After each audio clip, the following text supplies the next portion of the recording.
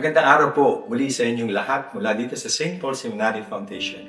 Muli, samahan niyo po kami sa pagninilay ng ating mga pagbasa sa araw na ito.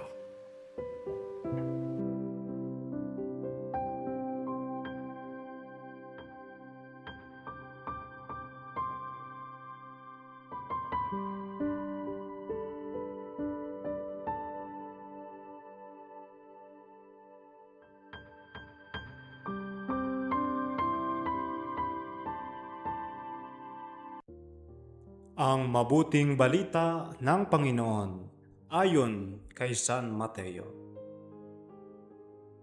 Noong panahong iyon, lumapit kay Jesus ang ilang Pariseo at mga eskribang galing sa Jerusalem. Kanilang tinanong siya, "Bakit nilalabag ng mga alagad mo ang turo na minana natin sa ating mga ninuno? Kumakain sila nang hindi muna naghuhugas ng kamay ayon sa paraang inuutos." Pinalapit ni Jesus ang mga tao at kanyang sinabi, "Makinig kayong lahat at unawain ang aking sasabihin. Hindi ang pumapasok sa bibig ng tao kundi ang lumalabas ang nakapagpaparumi sa kanya sa mata ng Diyos." Lumapit ang mga alagad at kanilang sinabi, "Alam ninyo, nagdamdam po ang mga Pariseo sa sinabi ninyo." Sumagot siya, "Bubunutin ang bawat halamang hindi itinanim ng aking amang nasa langit. Hayaan ninyo sila. Sila'y mga bulag na taga-akay, at kapag bulag ang umaakay sa bulag, kapwa sila mahuhulog sa hukay." Ang mabuting balita ng Panginoon. Pagsasadiwa. Hindi ang pumapasok sa bibig ng tao, kundi ang lumalabas ang nakapagpaparumi sa kanya sa mata ng Diyos.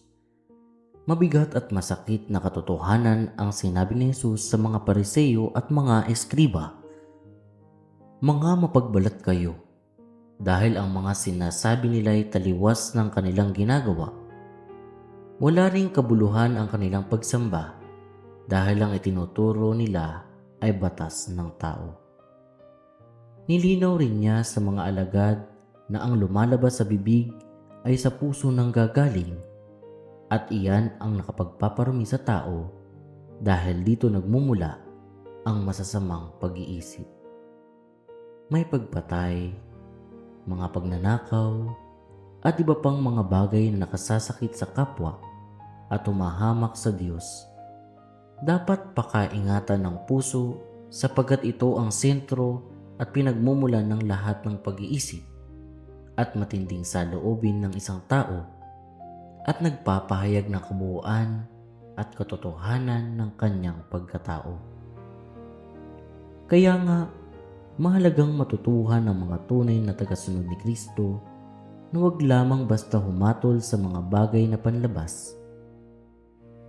Wika nga ni Antoine de Saint-Exupéry, lingid sa paningin ang mga bagay na pangunahin, sa pamamagitan lamang ng puso, makakakita ng wasdok.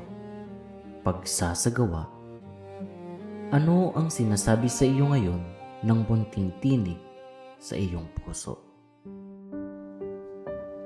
Atin pong napakinggan ang mensahe ng Diyos sa araw na ito mula sa simbahan. Paspasan po sana kayo ng ating Panginoong Diyos sa ngalan ng Ama, ng Anak, at ng Espiritu Santo.